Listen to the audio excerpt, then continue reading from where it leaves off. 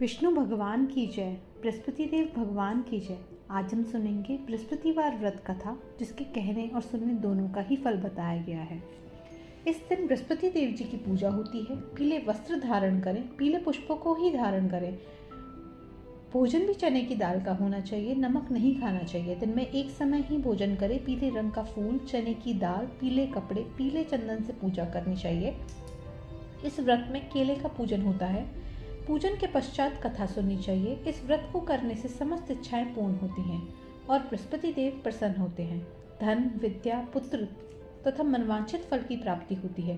परिवार में सुख शांति बनी रहती है। इसलिए यह व्रत सर्वश्रेष्ठ और अति फलदायक है। बृहस्पतिवार व्रत कथा। एक बड़ा प्रतापी तथा दानी राजा था। वह प्रत्येक गुरुवार को व्रत रखता, पूजन करता था। उसके घर में अन्न, वस्त्र, धन किसी प्रकार की कोई कमी नहीं थी। परंतु उसकी रानी बहुत ही कृपण थी। न वह व्रत रखती, न किसी को एक पैसा दान में देती थी। एक दिन एक साधु महात्मा बृहस्पतिवार के दिन उसके द्वार पर आए। भिक्षा की याचना की। रानी कहने लगी, महाराज, इस समय तो आपको कुछ नहीं दे सकती, फिर किसी अवकाश के समय आना। साधु महात्मा खाली हाथ चले गए। कुछ दिन के पश्चात वही साधु महाराज आए। उन्होंने उसी प्रकार से भिक्षा की याचना की। रानी उस समय लड़के को खिला रही थी।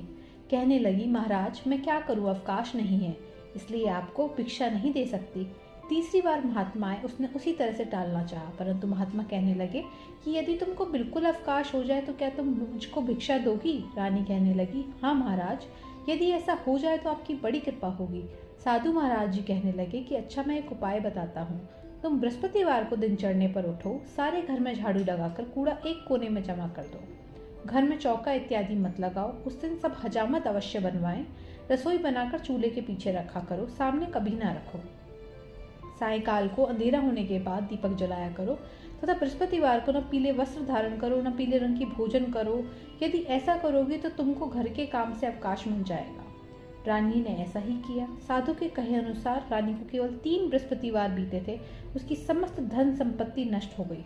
भोजन के लिए भी परिवार तरसने लगा। एक दिन राजा रानी से बोला कि तुम यहीं रहो, मैं दूसरे देश में काम के लिए जाता हूँ, क्योंकि यहाँ पर मुझे सभी जानते हैं। ऐसा कहकर राजा परदेश चला गया। वह जंगल से लकड़ी काटकर शहर में बेचता। इस तरह से वह गुजर बसर करने लगा।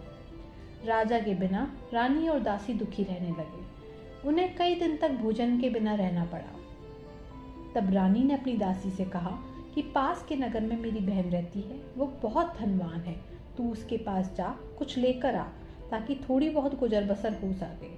उस दिन बृहस्पतिवार था। रानी की बहन उस समय बृहस्पतिवार की कथा सुन रही थी। दासी ने रानी की बहन को अपनी रानी का संदेश दिया, लेकिन रानी की बहन ने कोई उत्तर नहीं दिया। दासी ने वापस आकर रानी को सारी बात बता दी। सुनकर रानी ने अपने भाग्य को कोसा। रानी की बहन ने सोचा कि मेरी बहन की दासी आई थी, परंतु मैं उसे कुछ नहीं बोली, इससे वो बड़ी दुखी हो गई होगी। कथा सुनकर पूजन समाप्त कर अपनी बहन के घर गई और कहने लगी, बहन, मैं बृहस्पतिवार का व्रत कर रही थी, तुम्हारी दासी आई, परंतु जब कथा होती है न उठते हैं न बोलते हैं, इसलिए मैं कुछ नहीं बोली। कहो दासी क्यों आई थी? रानी बोली, बहन, हमारे घर पर अनाज नहीं है। उसने दासियों समेत भूखे रहने की बात अपनी बहन को बता दी। रानी की बहन बोली, बृहस्पतिवार भगवान सबकी मनोकामना पूर्ण करते हैं, देखो शायद तुम्हारे घर में अनाज रखा हो। यह सुनकर दासी घर के अंदर गई। वहाँ उसने एक घड़ा अनाज का भरा मिला। उसे बड़ी हैरानी हुई, क्योंकि उसने एक एक बर्तन देख लिया था। उसने अपने रानी को आकर बताया। दासी रानी से कहने लगी, हे रानी, जब हमको अन्न नहीं मिलता, हम व्रत ही तो करते हैं, इसलिए क्यों ना इस व्रत की विधि पूछ ली जाए, हम भी व्रत किया करेंगे। दासी के कहने पर रानी ने अपनी बहन से बृहस्पतिवार व्रत के बारे में पूछा। उसकी बहन ने बताया, बृहस्पतिवार के व्रत में चने की दाल, मुनक्का से विष्णु भगवान का केले की जड़ में पूजन करें, दीपक जलाओ, पीला भोजन करो, कथा सुनो, इससे गुरु भगवान बृहस्पति प्रसन्न होते हैं, मनोकामना पूर्ण करते हैं। व्रत और पूजन की विधि बताकर रानी की बहन अपने घर लौट गई। रानी और दासी ने निश्चय किया कि बृहस्पति देव भगवान का पूजन जरूर करेंगे। 7 दिन बाद जब बृहस्पतिवार आया तो उन्होंने व्रत रखा। घुड़साल में जाकर चना और गुड़ ले आई। विष्णु भगवान का पूजन किया। अब पीला भोजन कहाँ से आए? दोनों बड़ी दुखी हुई, परंतु उन्होंने व्रत किया था, इसलिए बृहस्पति देव भगवान प्रसन्न होकर एक साधारण व्यक्ति के रूप में वे 2 थालों में सुंदर पीला भोजन लेकर आए और दासी को देकर बोले, हे दासी, यह भोजन तुम्हारे लिए और तुम्हारी रानी के लिए है, इसे तुम दोनों ग्रहण करो। दासी भोजन पाकर बहुत प्रसन्न हुई। उसने रानी को सारी बात बताई। उसके बाद से वह प्रत्येक बृहस्पतिवार को गुरु भगवान का व्रत और पूजन करने लगी। बृहस्पति भगवान की कृपा से उनके पास धन का आगमन होने लगा। धन आने पर रानी पहले की तरह आलस्य करने लगी। तब दासी बोली, तुम पहले भी इस प्रकार का आलस्य करती थी, इसी प्रकार सभी धन नष्ट हो गया। अब गुरु भगवान की कृपा से धन मिला है, इसलिए दान पुण्य करना चाहिए। अब तुम भूखे मनुष्यों को भोजन कराओ, प्याऊ लगवाओ, ब्राह्मणों को दान दो, कुआं, तालाब, बावड़ी आदि का निर्माण करो, मंदिर, पाठशाला बनवाकर ज्ञान दान दो, कुंवारी कन्याओं का विवाह कराओ, जिससे तुम्हारे कुल का यश बढ़े, स्वर्ग प्राप्त हो, पितृ प्रसन्न हो। दासी की बात मानकर रानी शुभ कर्म करने लगी। उसका यश फैलने लगा। एक दिन रानी ने श्रद्धा पूर्वक गुरु बृहस्पति भगवान से प्रार्थना की, राजा जहाँ भी है जल्दी वापस आ जाए। उधर राजा परदेश में बहुत दुखी था। वह प्रतिदिन जंगल से लकड़ी बीनता, उसे शहर में जाके बेचता। बड़ी कठिनता से जीवन व्यतीत हो रहा था। एक दिन राजा के पास बृहस्पति देव साधु के वेश में आकर बोले, हे लक्कड़हारे, तुम इस सुनसान जंगल में किस चिंता में बैठे हो, मुझे बताओ। यह सुन राजा के नेत्रों में जल भर आया। साधु की वंदना कर राजा ने संपूर्ण कहानी सुना दी। महात्मा बहुत दयालु होते हैं। वे राजा से बोले, हे राजा, तुम्हारी पत्नी ने बृहस्पति देव के प्रति अपराध किया था, जिसके कारण तुम्हारी यह दशा हुई है। अब तुम किसी प्रकार की चिंता मत करो, भगवान तुम्हें पहले से अधिक धन देंगे। तुम्हारी पत्नी ने बृहस्पतिवार का व्रत प्रारंभ कर दिया है। अब तुम भी बृहस्पतिवार का व्रत करके चने की दाल, गुड़ जल के लोटे में डालकर केले की जड़ में विष्णु भगवान का पूजन करो। फिर कथा सुनो, भगवान तुम्हारी सभी कामनाओं को पूर्ण करेंगे। साधु की बात सुनकर राजा बोला कि लकड़ी बेचकर तो इतना पैसा नहीं बचता जिससे भोजन करने के उपरांत कुछ बचा सकूं। मेरे पास कोई और साधन भी नहीं है जिससे मैं बृहस्पति देव का व्रत पूजन कर सकूं। तब साधु ने कहा, हे राजन, मन में बृहस्पति भगवान के पूजन का व्रत का निश्चय करो, वे स्वयं ही तुम्हारे लिए कोई ना कोई राह बना देंगे। बृहस्पतिवार के दिन तुम रोजाना की तरह लकड़ियां लेकर शहर जाना, तुम्हें रोज से दुगना धन प्राप्त होगा, जिससे तुम भली भांति भोजन कर सकोगे। जो तुमने बृहस्पतिवार देव की कहानी के बारे में पूछा है वह इस प्रकार है। प्राचीन काल में एक बहुत ही निर्धन ब्राह्मण था। उसकी कोई संतान नहीं थी। वह नित्य पूजा पाठ करता। उसकी स्त्री न स्नान करती न किसी देवता का पूजन करती। इस कारण ब्राह्मण देवता बहुत दुखी था। भगवान की कृपा से ब्राह्मण के यहाँ एक कन्या उत्पन्न हुई। कन्या बड़ी होने लगी। प्रातः स्नान करके वे भगवान विष्णु का जप करती, बृहस्पतिवार का व्रत भी करने लगी। अपनी मुट्ठी में जौ भर कर ले जाती, पाठशाला जाने के मार्ग में डालती जाती। लौटते समय वो जौ स्वर्ण के हो जाते। एक दिन बालिका सूप में उन सोने के जौ को फटक कर साफ कर रही थी। तभी उसकी माँ ने देख लिया। कहा, बेटी, सोने के जौ को फटकने के लिए तो सोने का सूप ही होना चाहिए। अगले दिन गुरुवार था। कन्या ने व्रत रखा, बृहस्पति देव से सोने के सूप देने की प्रार्थना करी। बृहस्पति देव ने उसकी प्रार्थना स्वीकार कर ली। रोजाना की तरह वह कन्या जौ फैलाती हुई पाठशाला चली गई। पाठशाला से लौटकर जब जौ बीन रही थी तो बृहस्पति देव की कृपा से उसे सोने का सूप मिला। उसे वह घर ले आई, उससे जौ साफ करने लगी। एक दिन की बात है, कन्या सोने के सूप में जब जौ साफ कर रही थी उस समय उस नगर का राजकुमार वहां से निकला। कन्या के रूप को देखकर वह उस पर मोहित हो गया। राजमहल आकर भोजन जल त्याग कर उदास होकर लेट गया। राजा को जब राजकुमार के द्वारा अन्न जल त्यागने का समाचार ज्ञात हुआ, उसने अपने मंत्रियों के साथ वह अपने पुत्र के पास गया और कारण पूछा। राजकुमार ने राजा को उस लड़की के घर का पता बता दिया। मंत्री उस लड़की के घर गए। मंत्री ने ब्राह्मण के समक्ष राजा की ओर से निवेदन किया। कुछ दिन बाद ब्राह्मण की कन्या का विवाह राजकुमार के साथ संपन्न हो गया।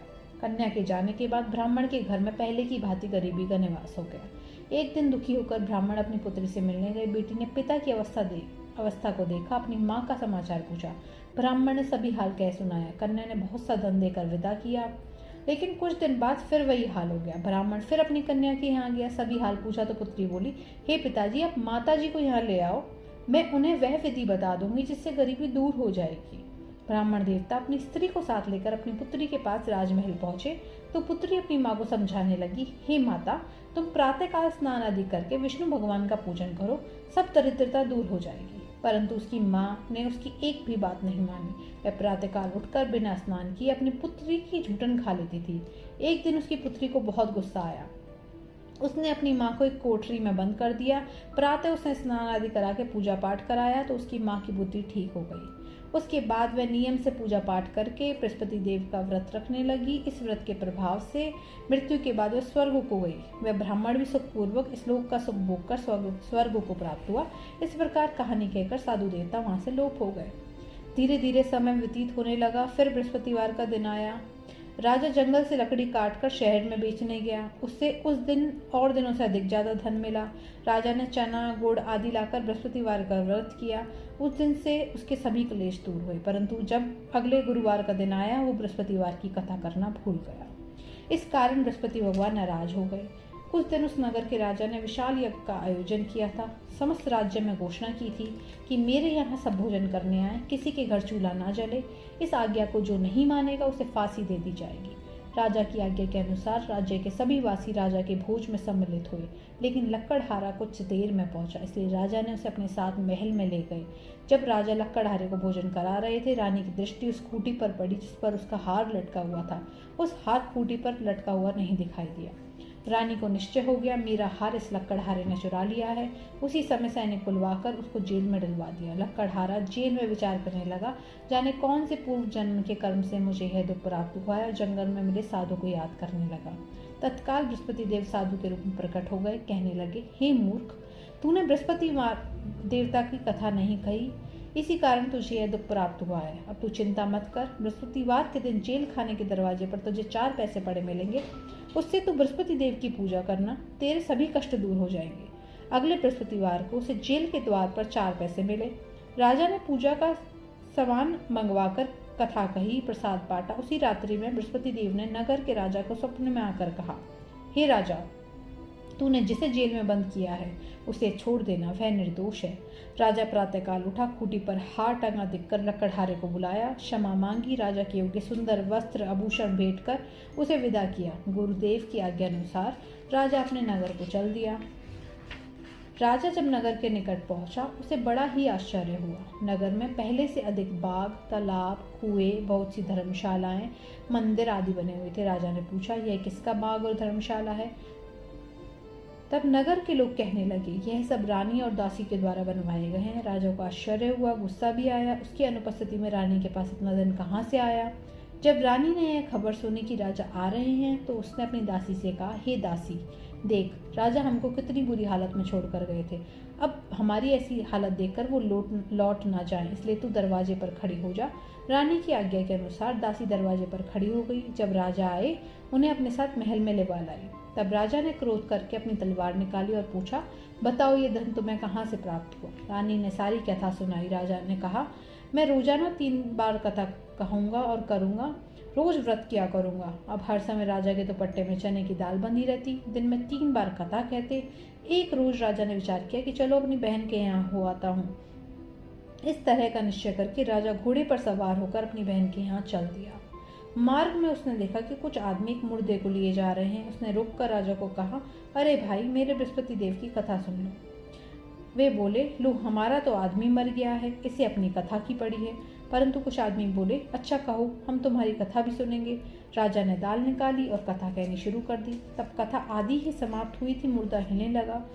कथा समाप्त हुई तो मुर्दा राम राम कहते हुए खड़ा हो गया। राजा आगे बढ़ा। उसे चलते चलते शाम हो गई। आगे मार्ग में एक किसान खेत में हल चलाता मिला। राजा ने उसे कथा सुनने का आग्रह किया, लेकिन वो नहीं माना। राजा आगे चल पड़ा। राजा के हटते ही बैल पछाड़ खाकर गिर गए। किसान के पेट में बहुत जोर से दर्द होने लगा। उसी समय किसान की माँ रोटी लेकर आई। उसने जब देखा, अपने पुत्र से सब पूछा। बेटे ने सभी हाल बता दिया। बुढ़िया दौड़ी दौड़ी उस घुड़सवार के पास गई। उसने बोला, मैं तेरी कथा सुनूंगी, तू अपनी कथा मेरे खेत पर चलकर कहना। राजा ने लौटकर बुढ़िया के खेत पर जाकर कथा कही, जिसे सुनते ही बैल खड़े हो गए। किसान के पेट का दर्द भी बंद हो गया। राजा अपनी बहन के घर पहुंचा।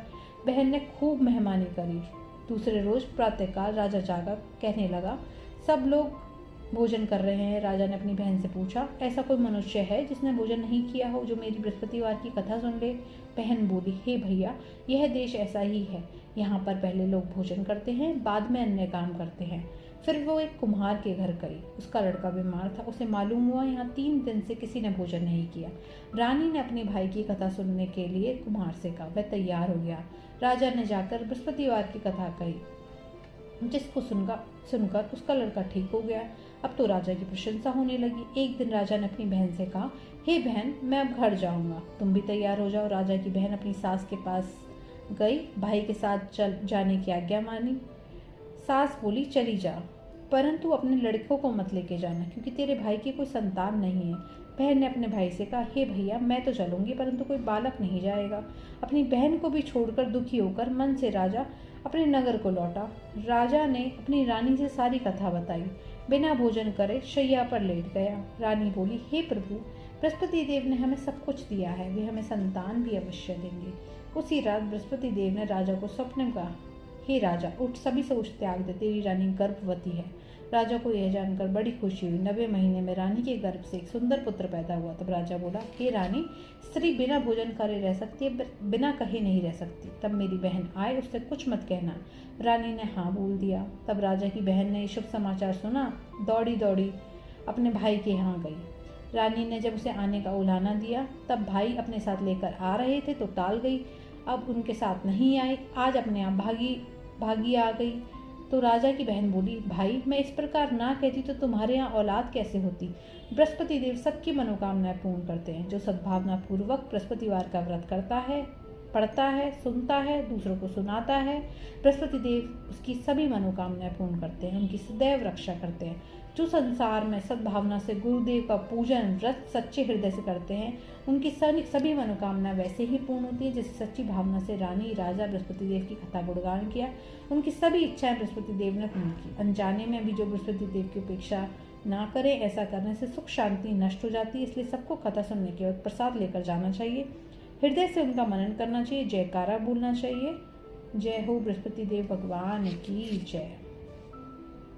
हमें हमेशा कथा करते समय प्रसाद के रूप में जल, उसके अंदर चीनी, थोड़ी सी दाल हमेशा अपने साथ रखनी चाहिए, जिससे कि हम कथा के बाद उसको प्रसाद के रूप में ग्रहण कर सकें।